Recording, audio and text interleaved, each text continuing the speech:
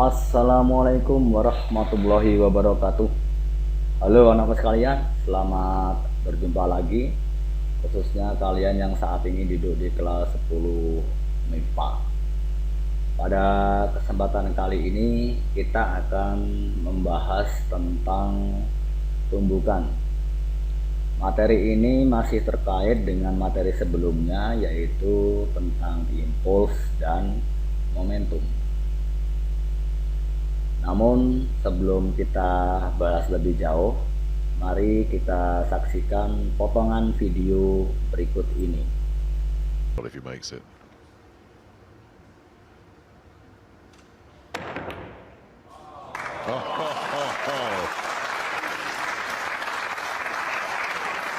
Well, you can't play it much better than that. That is close to 100% perfection. This is brilliant. Shot of the tournament right there. Potongan video yang kalian lihat tadi adalah salah satu contoh dari bentuk tumbukan atau dari peristiwa tumbukan. Nah, selanjutnya kita batasi dulu pembahasan kita bahwa tumbukan yang akan kita bahas di sini adalah tumbukan sentral. Apa itu tumbukan sentral? Yaitu tumbukan di mana pusat massa kedua benda pada keadaan sejajar. Jadi ketika terjadi tumbukan tidak membentuk sudut satu dengan yang lain. Selanjutnya mari kita mencoba untuk menganalisis peristiwa tumbukan tadi. Misalkan ini ada dua buah bola, anggaplah bola pertama sebagai M1 dan bola kedua sebagai M2. Kemudian mereka bergerak berlawanan arah. Sesaat sebelum tumbukan masing-masing kecepatannya adalah V1 dan V2. Ketika terjadi tumbukan, maka terjadi kontak antara keduanya yang menghasilkan gaya aksi reaksi, di mana bola pertama mengerjakan gaya kepada bola kedua sebesar F12 dan dia akan dilawan oleh bola kedua dengan mengerjakan gaya pada bola pertama yaitu F21, di mana arahnya nantinya akan saling berlawanan. Dengan menganggap bahwa sudut kontak antara kedua, waktu kontak antara keduanya adalah delta T, maka peristiwa ini nanti akan menghasilkan impuls. Nah, impuls itu nanti yang akan menyebabkan kedua bola saling terdorong. Anggaplah sesaat setelah tumbukan, masing-masing untuk bola pertama memiliki kecepatan V1 aksen dan bola kedua adalah V2 aksen. Sekarang kita akan mencoba besaran-besaran yang ada pada peristiwa ini. Dari hukum ketiga Newton kita masih ingat di mana ini adalah gaya aksi akan sama dengan gaya reaksi, di mana keduanya akan saling berlawanan. Dengan demikian F12 nanti akan sama dengan min F21, di mana F12 adalah gaya yang dikerjakan oleh bola pertama kepada bola kedua, sedangkan F21 adalah gaya yang dikerjakan bola kedua pada bola pertama. Selanjutnya dengan menggunakan konsep hukum kedua Newton, di mana F sama dengan M kali A, dan A itu adalah percepatan. Percepatan itu adalah perubahan kecepatan akhir dan awal. Maka kita akan dapatkan persamaannya menjadi M1 V1 aksen min V1 per delta T. Ini adalah gaya oleh F12, sedangkan ini akan dilawan yaitu M2 V2 aksen min V2 per delta T. Ingat bahwa delta T di sini adalah sama Dari persamaan ini kita akan mendapatkan bahwa pada ruas kiri itu adalah nanti M1V1 aksen min M1V1 akan sama dengan min M2V2 aksen min M2V2. Ingat bahwa ini ada tanda min. Dari persamaan ini bisa kita modifikasi, kita akan mendapatkan harga dimana sebelum tumbukan kita jadikan 1, maka kita akan mendapatkan harga M1V1 plus M2V2 akan sama dengan M1V1 aksen plus M2V2 aksen. Ingat bahwa besaran M kali V tidak lain adalah momentum. Jadi dari keadaan ini dapat kita ketahui bahwa pada peristiwa tumbukan berlaku hukum kekekalan momentum, di mana jumlah momentum kedua benda itu sebelum dan sesudah tumbukan adalah tetap.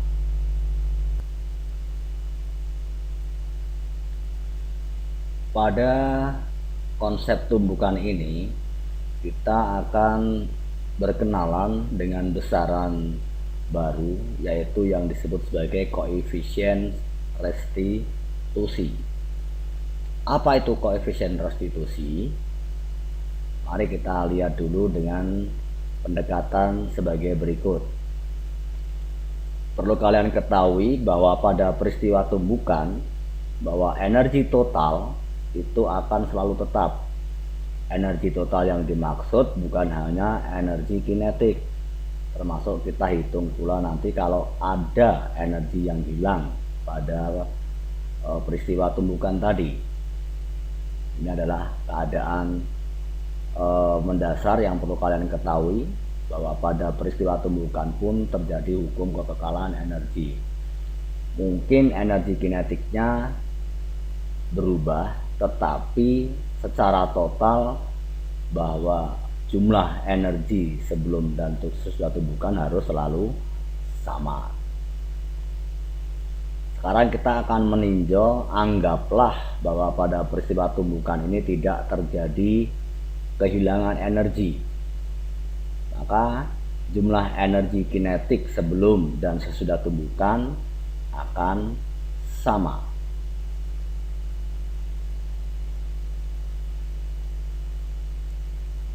Dari sini kita akan mendapatkan kalau sebelum tumbukan anggaplah jumlah energi kinetiknya adalah EK dan sesudah tumbukan adalah EK aksen.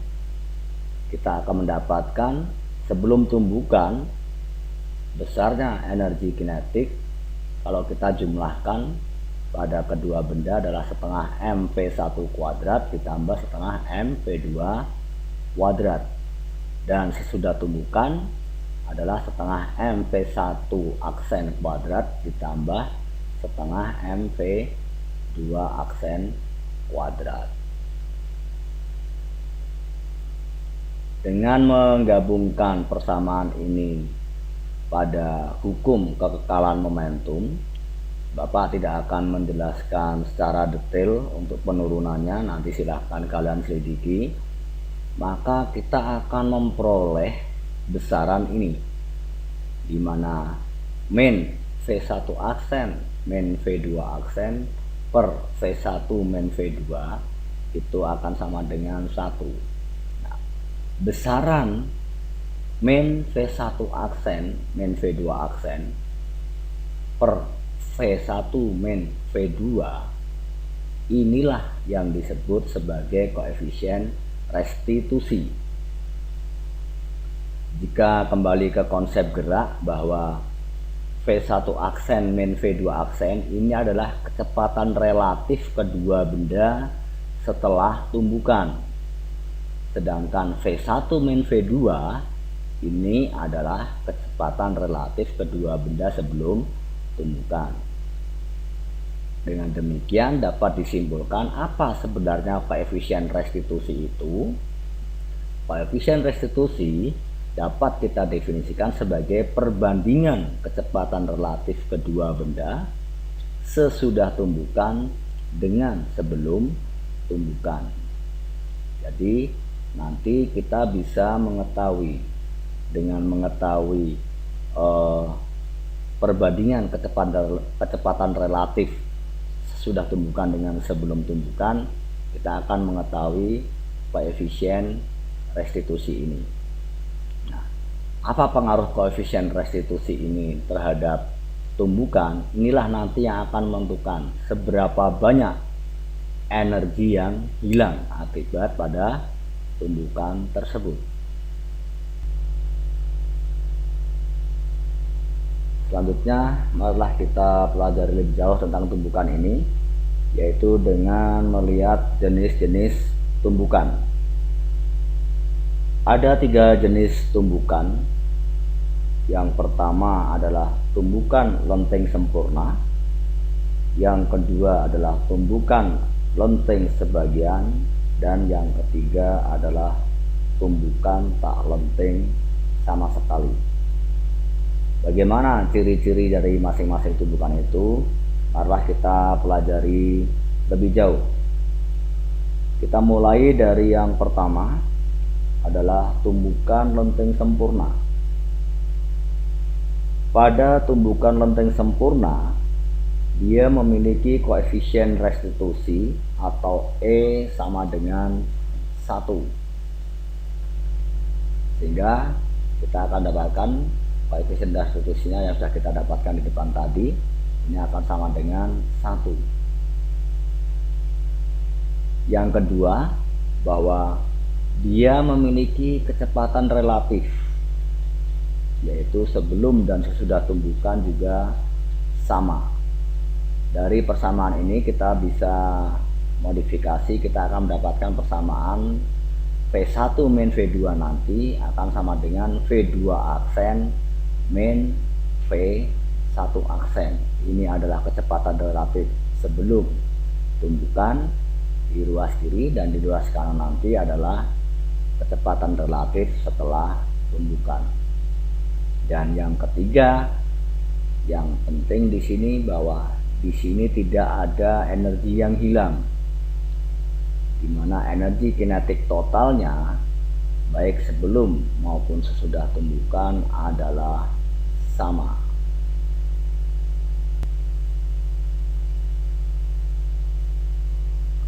Untuk lebih memahami tentang peristiwa tumbukan lenteng sempurna ini, marilah kita coba selesaikan contoh kasus berikut ini. Misalkan ini ada 2 buah bola, anggaplah A dan B, di mana masanya masing-masing adalah sama. Ini adalah contoh bola biliar ya. Kemudian bola A ini bergerak mendekati B dengan kecepatan 25 cm per sekon, sedangkan bola B anggaplah pada keadaan diam. Nah, ketika kita menganggapnya sebagai tumbukan lenteng sempurna, misal ditanya berapa kecepatan masing-masing setelah tumbukan. Mari kita selesaikan. Ini yang diketahui, MA akan sama dengan MB, misalkan saja M. Kita akan mendapatkan harga.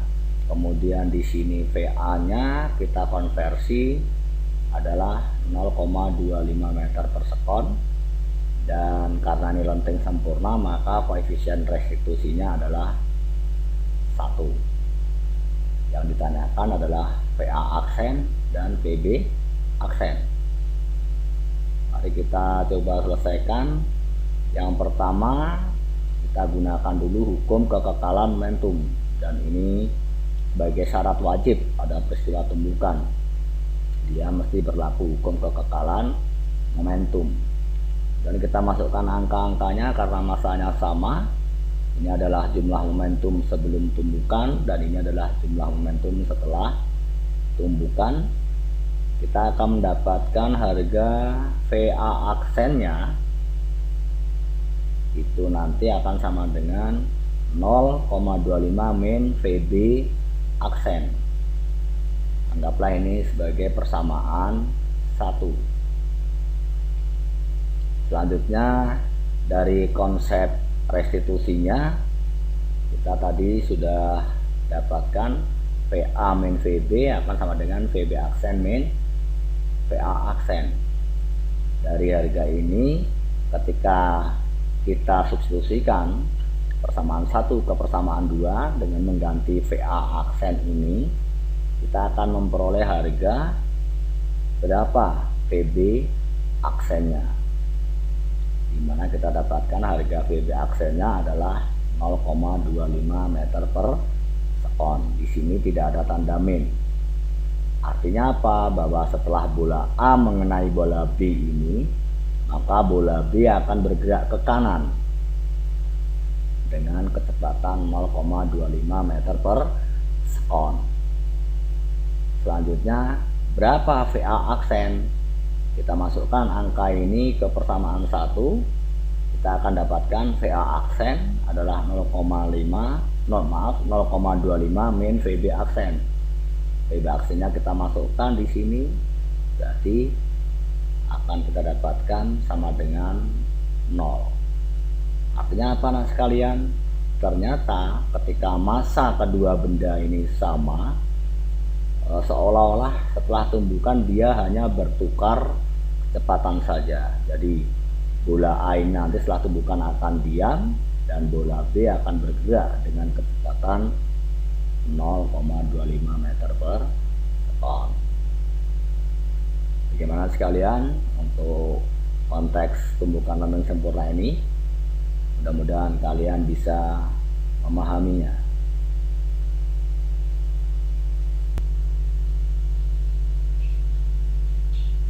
Selanjutnya marilah kita ulas lebih jauh untuk jenis tumbukan yang kedua, yaitu tumbukan lenting sebagian.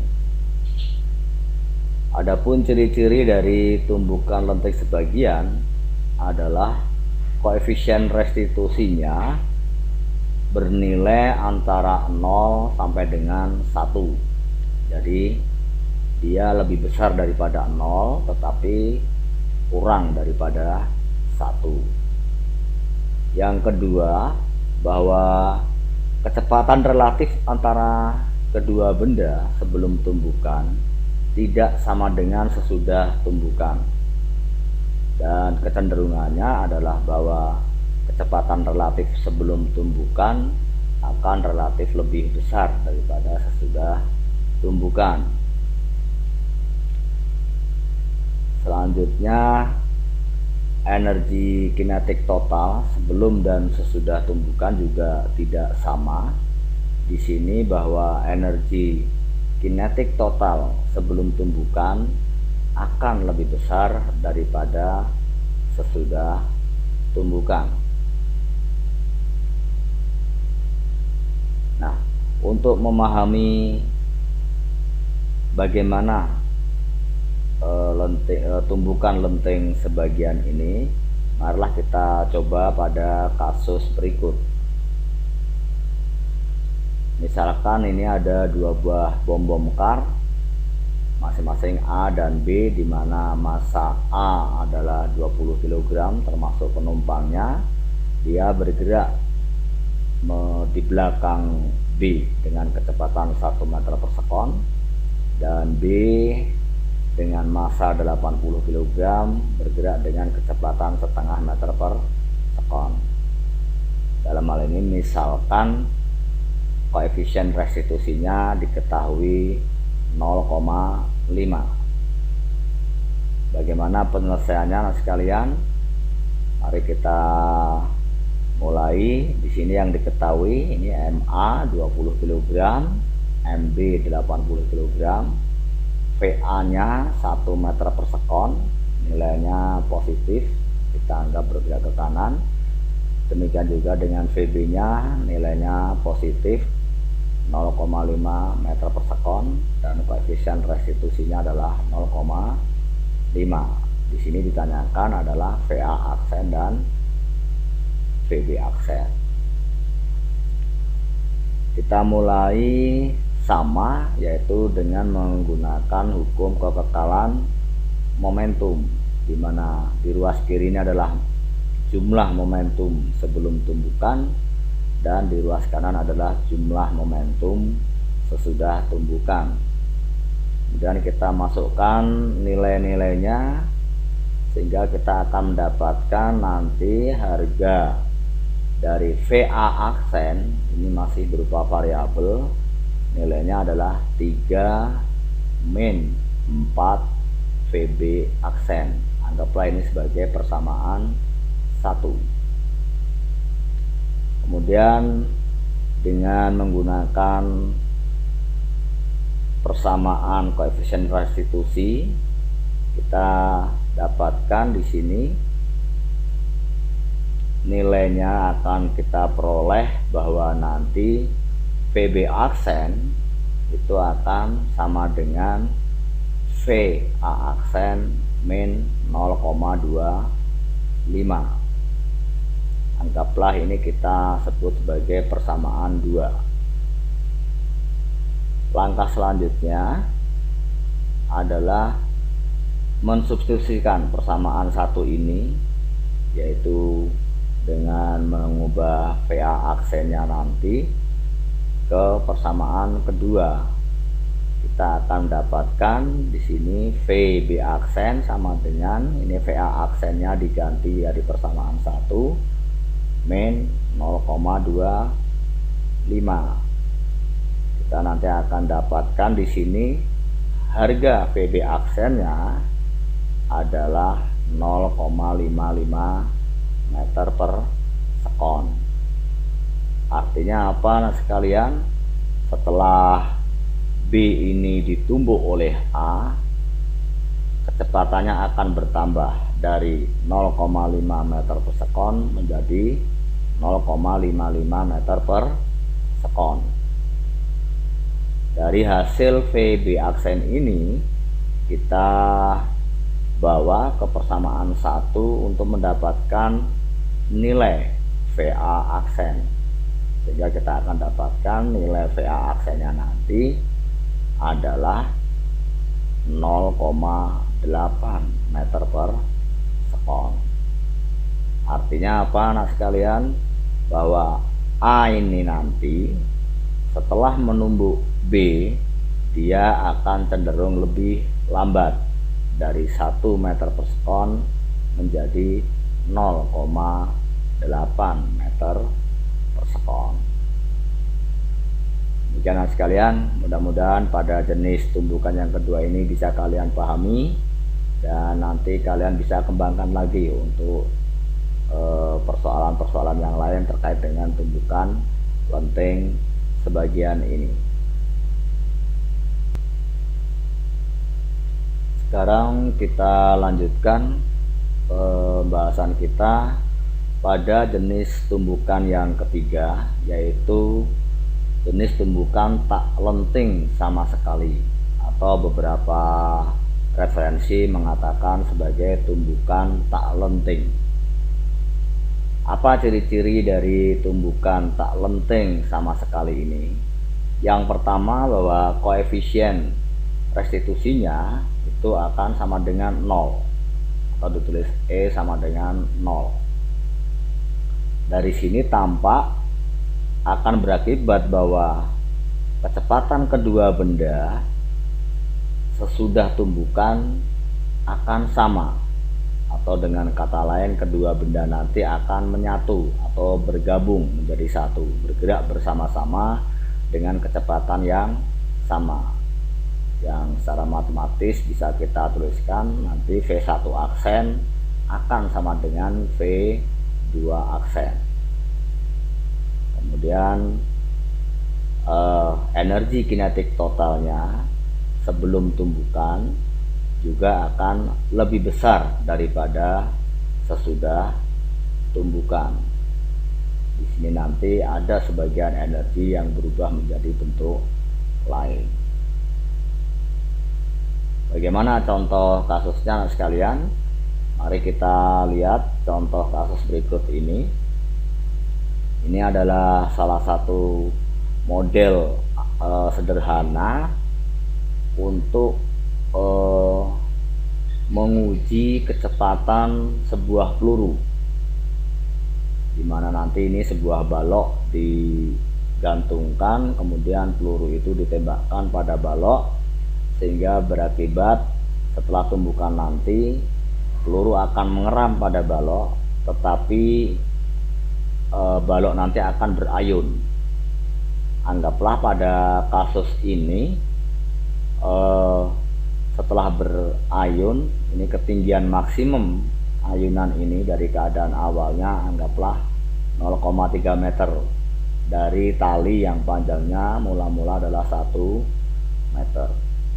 Jika diketahui massa pelurunya adalah 10 gram dan massa baloknya adalah 990 gram dengan percepatan gravitasi 10 meter per sekon kuadrat, bagaimana kita menentukan atau berapa kecepatan peluru sesaat sebelum mengenai sasaran ini.